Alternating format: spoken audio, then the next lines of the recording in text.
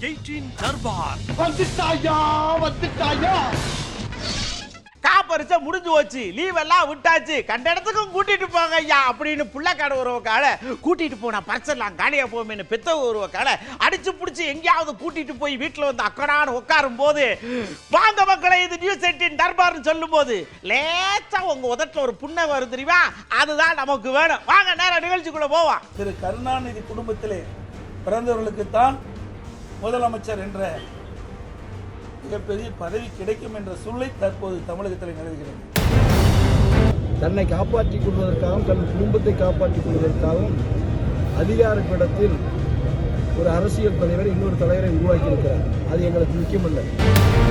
தளபதி இன்னைக்கு இவரை ஒரு லெப்டினெண்ட்டாக வச்சுருக்கோம். ஒரு இயக்கத்துக்கு அப்படி இப்படி இருந்தால் தான் கட்சி நல்லா இருக்கும், வளரும்.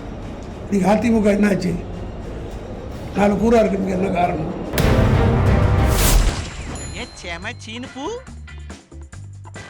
குஜராத்ல 4 பேரை போலீஸ் லவக்குன்னு பிடிச்சாங்க.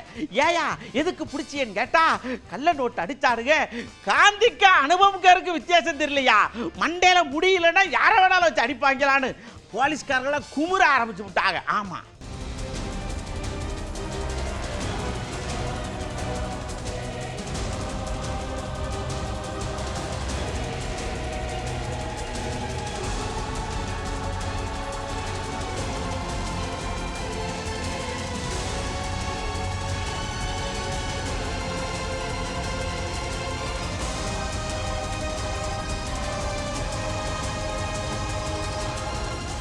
மகாராஷ்டிரால ஒரு குரூப் அப்படியே ஜாலியா மலை மேல ட்ரக்கிங் ஏறி இருக்கு.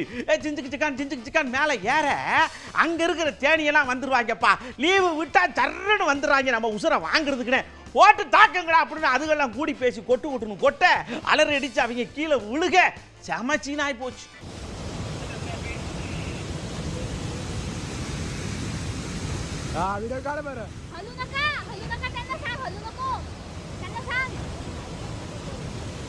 काही हालचाल करू नका प्लीज, बिल्कुल शांत बसा. अरे काट रे भाई, काट रे.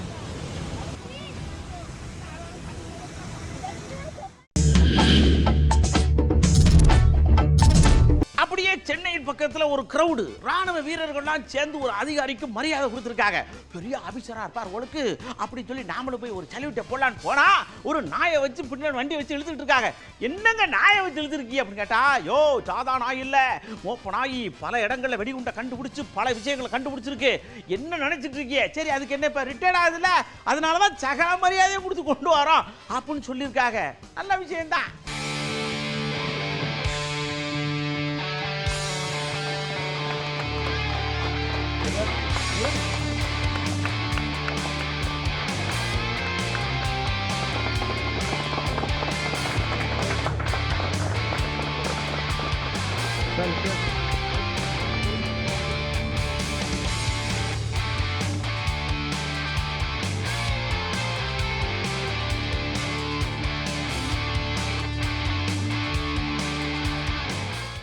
துர்கா பூஜை வரப்போகுது. துர்கா சிலையெல்லாம் விதவிதமா செஞ்சு துர்க்கேமன்னா இப்படித்தான் இருக்கும் போலுக்கவே அப்படின்னு நம்மளே மலைக்கிற அளவுக்கு செஞ்சு வச்சிருக்காங்க பாருங்க.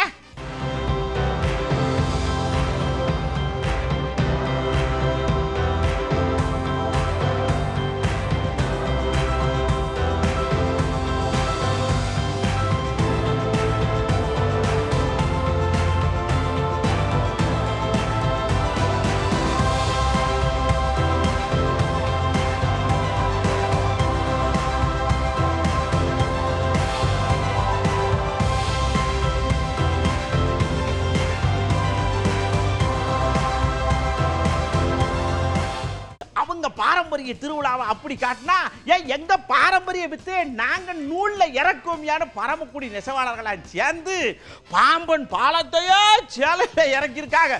ட்ரெயின் விட்டுருக்காங்க, டிக்கெட் எடுத்து போகலாமான்னு மட்டும் கேட்கப்படாதாமா.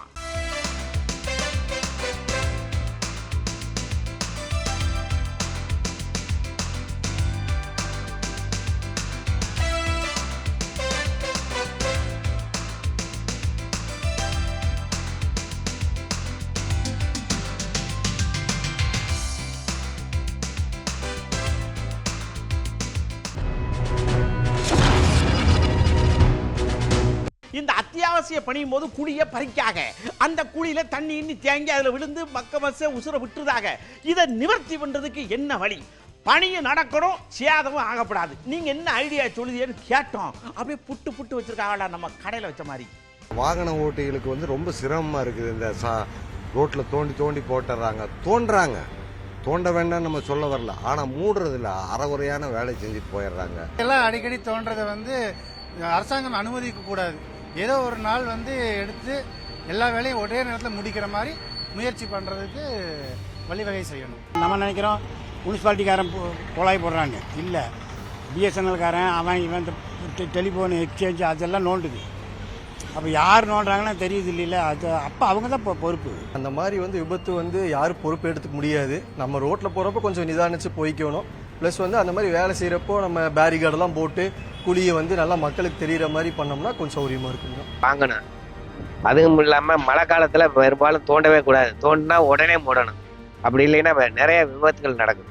மழை காலத்தில் தோன்றது வந்து தோண்டக்கூடாது. அது மழை பெஞ்சுன்னா அது மூடிட்டு போயிடும். மழை வெள்ளம் விழுந்து அதிகமாகிருக்கு, வெள்ளம் அதிகமாகிருக்கு. ஸோ பைப் லைன் போட்டு பிரயோஜனம்லாம் போயிடுது. அது தோன்ற இதுதான் சார் தப்பு தான். அது வந்து அவங்களுக்கு வந்து ஏப்ரல் மே ஜூனில் மட்டும்தான் அதை பார்க்க கொஞ்சம் கரெக்டாக இருக்கும். முதல்ல இந்த தாவேகாவுடைய பொதுச் செயலாளர் ஆனந்த் அவர் தான் ஆரம்பிச்சு வச்சிருக்காரு. இந்தாருங்க மாநாடு நடக்க போகுது, வேலை கீழே எல்லாம் தூக்கி தூர வச்சுட்டு விஜயை பார்க்க வாங்க. வேலை முக்கியமா விஜய் முக்கியமா? விஜய் தான் முக்கியம் வாங்கன்னு சொல்ல அது பரபரப்பாய் போச்சு. கடையில நம்ம நிர்வாகி பாத்தீங்க அப்படின்னா எனக்கு லீவு ஒண்ணு முதலாளி 27 27 அந்த நேரம் எவ்வளவு ஒரு முக்கியமான நாள், நீ லீவு கேட்கற அப்படின்னு. முதலாளி நான் உன்ட்ட 18 வருஷமா வேலை செஞ்சுருக்கிறேன், எனக்கு 2 நாள் லீவு கொடுத்துரு அப்படின்னதுக்கு, இல்ல இல்ல அப்படின்னா நீ பண்ணினா உனக்கு போனஸ் கொடுக்க மாட்டேன், வேலையை விட்டு எடுத்துருவேன். நீ வேலையை விட்டு எடுத்தான்னா நீ போனஸ் கொடுத்தானா என் தலைவன் போய் பார்க்கணும். உன் வேலையை வேணா எதுவும் வேணாம் அப்படின்னு சொல்லக்கூடிய ஒரு உண்மையான தொண்டன் யார் என்று சொன்னால் அது தமிழக வெற்றி கழகத்தில் மட்டும்தான். இந்த பொதுச் செயலாளர் இருங்க வேலையை விட்டுட்டு விஜய பார்க்க வாங்கன்னு கூப்பிட, இங்க அதிமுக பொதுச் செயலாளர் மைக்க பிடிச்சு, ஐயா எனக்கு தெரிஞ்ச திமுகவில் பல பேர் சீனியர்கள்லாம் இருக்காங்க, அவங்களெல்லாம் விட்டுட்டு நேற்று வந்தவங்களுக்கு பதவி கொடுத்து அளவு வாத்தி இது விட்டுல என்னையா உங்களோட பெரிய அக்கப்போரா இருக்கு அப்படின்னு அவர் உங்களுக்கு ஒரு பக்கம் கவுண்டரை இறக்கி வச்சிருக்காரு. இதை ஸ்டாலினை அடிக்கடி சொல்லுவார், விசால சென்டர் அப்படி விசால சென்டர்ல இருக்கிறாங்க, மூத்த அமைச்சர் இருக்கிறாங்க, மூத்த நிர்வாகிகள் இருக்கிறாங்க, அனுபவம் வாய்ந்தவர்கள், அமைச்சராக இருந்து நாட்டு நடப்பை தெரிந்தவர்கள், அவர்களுக்கெல்லாம் துணை அமைச்சர் வழங்கவே இல்லையே. ஆனால் திரு கருணாநிதி குடும்பத்திலே பிறந்தவர்களுக்குத்தான் முதலமைச்சர் என்ற மிகப்பெரிய பதவி கிடைக்கும் என்ற சூழ்நிலை தற்போது தமிழகத்தில் நிலவுகிறது. இந்த பக்கம் பொதுச் செயலாளர் சொல்ல அவருக்கு சப்போர்ட் பண்ற மாதிரி துணை பொதுச் செயலாளர் இருக்கார் இல்லையா, அவர் என்ன பண்ணிருக்காரு, ஐயா முதலமைச்சரால முடியல, அதனாலதான் துணைக்கு அவர் பையனையும் பக்கத்துல வச்சுக்கிட்டாரு துணை முதலமைச்சரா. அலுவலக ரீதியா கொஞ்சம் அரசு உரசலா இருக்குன்னு நாங்க கேள்விப்படுதோம், அதெல்லாம் சரி கட்டுவார் ஓடு இருக்கு அப்படின்னு சொல்லி பக்கவாத்தியமா பேசியிருக்கார். வேப்பனப்பள்ளி விவசாய பெருமக்களுக்கு மின்சாரம் கொடுக்க வேண்டும், அதுதான் முக்கியம். தன்னை காப்பாற்றிக் கொள்வதற்காகவும் தன் குடும்பத்தை காப்பாற்றிக் கொள்வதற்காகவும் அதிகார பீடத்தில் ஒரு அரசியல் தலைவரை இன்னொரு தலைவரை உருவாக்கி இருக்கிறார். அது எங்களுக்கு முக்கியமல்ல. எங்களுக்கு இப்போது முக்கியமானது, முதன்மையானது இந்த பகுதி, இந்த மாவட்ட மக்களுடைய விவசாய மக்களுக்கு தேவையான மின்சாரத்தை முறையாக வழங்க வேண்டும் என்பதற்காகத்தான் இந்த ஆர்ப்பாட்டத்தை நடத்துகிறோம். இந்த பக்கம் நம்ம திமுகவில் இருந்து RS பாரதி ஐயா வந்து இந்தாருங்க, அடுத்தடுத்து கட்சியில தலைவர் பதவிகள் வரும், காலியா இருக்கிற பதவிகள் வரும், அதுக்கு சரியான ஆளை நாங்க வைப்போம், இல்லைன்னா திமுக மாதிரி 4-5 பீஸா உடைஞ்சிடப்படாதுல்ல அப்படின்னு இருக்காரு. ஒருவேளை உடைகிறதுக்கு முன்னாடி ஒட்டுற மாதிரி வைக்கிறதுக்கு தான் இந்த விஷயம் போல் இருக்கு. அண்ணா வந்து பெரியார் அண்ணா வச்சுருந்தார், அண்ணா கலைஞர் வச்சுருந்தார், கலைஞர் தளபதி வச்சுருந்தார், தளபதி இன்னைக்கு வந்து இவரை வந்து ஒரு லெப்டினண்ட்டாக வச்சுருக்கார். ஒரு இயக்கத்துக்கு வந்து அப்படி இப்படி இருந்தால் தான் கட்சி நன்றாக இருக்கும், வளரும். நீங்கள் அதிமுக என்னாச்சு, 4 கூறாக இருக்கிறதுக்கு என்ன காரணம்? ஐயா இன்னொரு விஷயத்தை தெளிவுபடுத்துங்க அப்படின்னு நாம கேட்டோம். அவர் என்னன்னு கேளுங்க. இந்த தமிழிசை இருக்காங்கல்ல, அவங்க இந்த துணை முதலமைச்சர் பதவியை நச்சுக்கு குத்திக்கிட்டே இருக்காங்க. எதுக்கு எடுத்தாலும் துணை முதலமைச்சர் வாரிசு அரசியல் அது இதுன்னு சொல்லிட்டு இருக்காங்க. என்ன அப்படின்னு கேட்டா, தம்பி உங்களுக்கு ஒரு விஷயம் தெரியுமா, வாரிசு அரசியலை பத்தி பேசுறவங்களே ஒரு வாரிசு தான். அது அவங்களுக்கு புரியல. என்ன ஒண்ணு அவங்க அங்கிட்டு இருக்காங்க இங்கிட்டு இருக்கா அவ்வளவு, ஆனா எல்லாம் ஒண்ணுதான் அப்படின்னு புரிய வச்சிருக்காங்க. நம்ம யாரு, நம்ம குமரி இருந்த பொண்ணு தானே. அவர் பண்ண தியாகம் அவர் காங்கிரஸில் பண்ணு, அதுக்கப்புறம் தான் அந்தம்மா அரசியல் வந்தாங்க. அதனால் தமிழிசையெல்லாம் பேசுறதுக்கு லோக்கல் ஸ்டாண்டே கிடையாது. அது காஷ்மீர் டு கன்னியாகுமரி வரை நீங்கள் பார்த்தீங்கன்னா, அதாவது டைனாசிட்டி ரூல்னு சொல்கிறாங்க இல்லையா, அந்த dynasty rule has been accepted norm in Indian பாலிடிக்ஸ்ன்ற மாதிரி ஆகிப்போச்சு. காஷ்மீரத்துலேருந்து கன்னியாகுமரி வரல எடுங்க, ஷேக் அப்துல்லா அவருடைய வரலையா, இங்கே பக்கத்தில் இருக்க சந்திரபாபு நாயுடு யார், என்டி ராமனோட மாப்பிள்ளை தானே. பீகாரில் யார், உத்தரப்பிரதேசில் யார், மகாராஷ்டிராவில் யார், மத்திய பிரதேசில் யார். எங்களுக்கு வாரிசு இருக்கிறவங்களாம் தலைவரை கொண்டாடுறாங்க, இல்லாதவங்க அங்கலாய்க்கிறதுல அர்த்தம் இல்லை. ஆமா, அப்படியே இவங்கெல்லாம் பேசிட்டு இருக்கும்போது பாஜகல இருந்து என்னடா சத்தவள்ளியேன்னு பார்த்தா சடக்குன்னு அந்த ஒரு ஐயா இப்ப சேர்ந்தார்ல பிபி துரைசாமின்னு, அவர் என்ன பண்ணிருக்காரு, இந்த வர்க்க ராகுல் காந்தி ஐயா பேசுறது சரியில்லை, ஆட்சிக்கு வந்து இடஒதுக்கீடு பூரா ரத்து பண்ணுங்கிற எப்படி பண்ணிடுவாரா, அவரே பண்ணிடுவாரா? என்ன பேசுதியே நீங்க, என்ன பேசுதியே, அரசியலை கொஞ்சம் நல்லா கத்துக்கிட்டு வாங்கன்னு இவருக்கு அவர் பாடம் எடுக்கிற மாதிரி பேசியிருக்காரு. நமது நாடாளுமன்ற எதிர்க்கட்சி தலைவராக இருக்கின்ற காங்கிரஸ் முன்னாள் தலைவர் மரியாதைக்குரிய ராகுல் காந்தி அவர்கள், நான் அரசாங்கத்தை நடத்தக்கூடிய வாய்ப்பு கிடைத்தால் எஸ்சி எஸ்டி ஓபிசியினுடைய ரிசர்வேஷனை ரத்து செய்வேன். I will quote, he stated that he would remove the reservation என்று சொல்லியிருக்கிறதை கண்டிக்கின்ற வகையிலே இந்த பிரஸ் கூட்டம் நடைபெற்றுக் கொண்டிருக்கிறது. இந்த கருத்துக்கு உடன்பட்டு செயல்படுவது போல திராவிட முன்னேற்ற கழகம் இருக்கிறது. உடனடியாக திராவிட முன்னேற்ற கழகம் காங்கிரஸ் கட்சி கூட்டணியிலிருந்து விலக்க வேண்டும். காரணம், இந்த இது போன்ற வார்த்தைகள் எல்லாம் காங்கிரஸ் கட்சியினுடைய முன்னாள் தலைவரும் இந்நாள் நாடாளுமன்ற எதிர்க்கட்சி தலைவருமாக இருக்கின்ற ராகுல் காந்தி சொன்னது. இது காங்கிரஸ் கட்சியினுடைய கொள்கையாக நாங்கள் கருதுகிறோம். அடுத்து நாம பார்க்க போறது உசாரையா உசாரு. ஏங்க நம்ம வண்டி எல்லாம் அங்கங்க ஏதாவது சீஸ் ஆகி நின்னா ஆயில் ஊத்தணுங்க, வண்டி ஓடும் அப்படின்னு சொல்லி ஆயில் ஊத்துவோம். இங்க ஒரு மனுஷன் அதே மாதிரி ஆயில குடிச்சிட்டு சபரிமலைக்கு வட்டம் போயிட்டு வராராம் கர்நாடகத்துல இருந்து. என்னையான்னு கேட்டா, என்னுடைய உடம்புக்கு 4 ஸ்பூன் எண்ணெய் போதும் அப்படின்னு ஒரு விளம்பரத்துல பார்த்துருப்போம் இல்லையா, அது மாதிரி ஆயில குடிச்சா என் பேர் பார்ட்ஸ் எல்லாம் கரெக்டா ஒர்க் ஆகுதுன்னு சொல்லிருக்காரு. எப்பா இதை பார்த்துட்டு நீங்க வாட்டுக்கு ஆயில கீழே குடிச்சு கூடாதியே.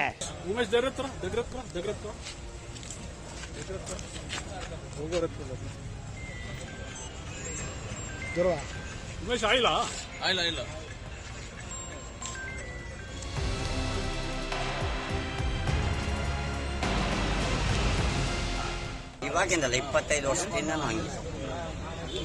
25 ವರ್ಷದಿಂದ ಆಯಿಲ್ಲ. ಅದಕ್ಕೆ ಹೋಗಕ್ಕಂತ ಟ್ರೈನ್ ಟಿಕೆಟ್ ಕೇಳಿದೆ ಎಲ್ಲರ ಹತ್ರ, ಎಲ್ಲೂ ಆಗಲಿಲ್ಲ. ಚೆಂಗನ್ನೂರು ಹೋಗ ಶಬರಿಮலை. அதுக்கப்புறம் பாருங்க, உசாரையா உசாரால ரொம்ப கவனிக்க வேண்டிய விஷயம், கோயில் குளத்துல கூட்டம் ஜாஸ்தியா இருக்கும், தீமிதி திருவிழாவில் இன்னும் ஜாஸ்தியா இருக்கும், எல்லாரும் பார்ப்பாங்க.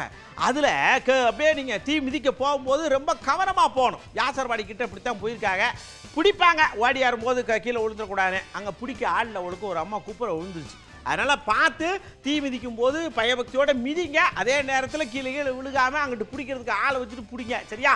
ஆமா.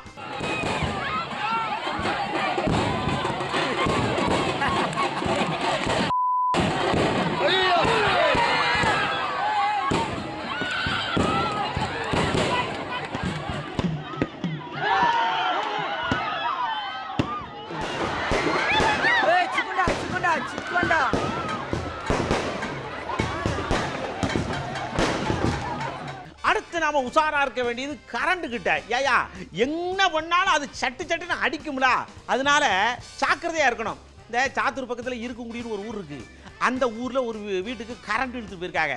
எல்லாரும் என்ன செய்வாங்க, ஒரு போலில் இழுத்து அங்கேருந்து இழுப்பாங்க. ஒரு ஆள் இரும்பு கம்பியில் எடுத்திருக்காரியா, கரண்ட் வருமா வராதா, பாவம் பச்சை புள்ள ஒரு புள்ள பட்டு அங்கே கூட இறந்து வச்சான். ஏயா உனக்கு எலக்ட்ரீஷியன் தெரியலன்னா ஏதாவது ஒரு நல்ல எலக்ட்ரீஷியனை கூப்பிட்டு வந்து இழுக்க வேண்டியானே, ஏன் இப்படி அக்கப்போர் பண்ணுதியே?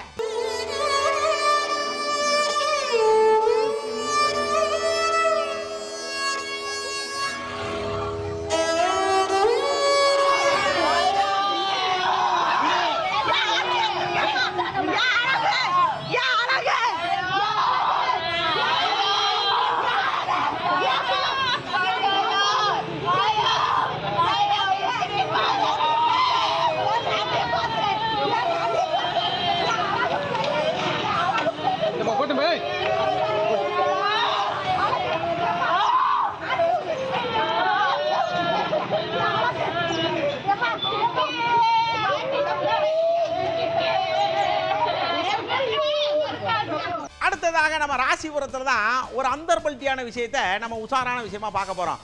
ரோட்டில் போகும்போது கவனமாக போகணும் நம்ம சொல்கிறோம். உடனே என்ன பண்ணியிருக்காங்க, கீழே ஓட்டுறவன் தான் கவனமாக இருக்கணும், நீ ஓட்டு காரை ஒழுங்கான்னு சொல்லிட்டு ஒரு காரு அது பார்க்கறதுக்கு ஏதோ சோப் டப்பா மாதிரி இருக்குது, அந்த காருக்கு மேலே ஏறி உட்காந்து போயிருக்காங்க.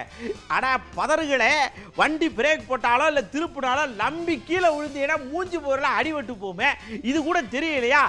ஏயா இப்படி அக்கப்போர் பண்ணுதே, தயவு செஞ்சு காருக்கு உள்ள உக்காந்து பாதுகாப்பா போங்க ஐயா.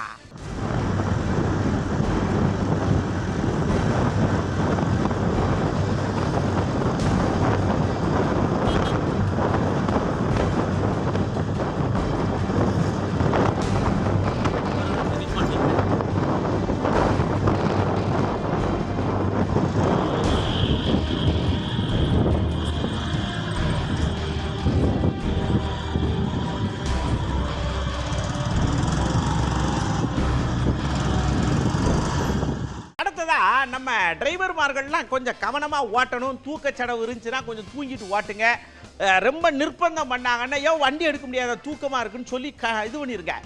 இந்த மைசூர்லேருந்து பெங்களூருக்கு ஒரு வண்டி இருக்கு, ரோடு ஊரா குண்டு குழிவாக இருந்திருக்கு, டிரைவருக்கு சரியாக தெரியல ஓடுருக்கு, சடக்குன்னு குளிட்டோன்னா வண்டி அப்படியே கவுந்துருச்சு, 4-5 பேருக்கு அடிபட்டு போச்சு, ரொம்ப படுகாய அடைஞ்சிட்டாங்கன்னு நினைக்கிறேன். அதனால் டிரைவர்மார்க வண்டி ஓட்டும் போது உங்களுக்கு பார்க்க முடியல, இல்லை டயர்டாக இருக்குது, குண்டு குழி இருக்குது அப்படின்னா கவனமாக ஓட்டுங்கண்ணே.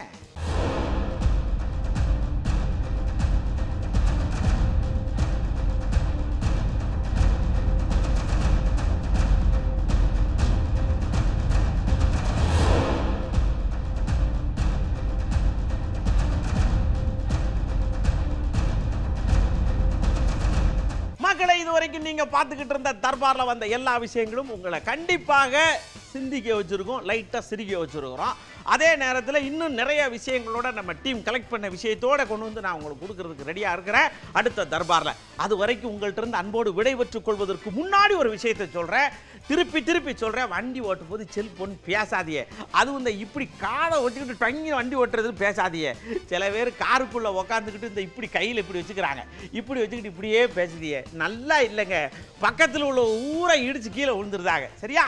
போன் வந்துச்சுன்னா ஓரமாக நின்று பேசுங்க. ஓகே, அடுத்த தர்பாரில் உங்களை சந்திக்கிறேன். அது வரைக்கும் உங்கள்கிட்ட இருந்து அன்போடு விடைபெற்றுக் கொள்வது உங்கள் அன்பு நண்பன்களில். வணக்கம் மக்களே. 18 தர்பார் வந்துட்டாயா.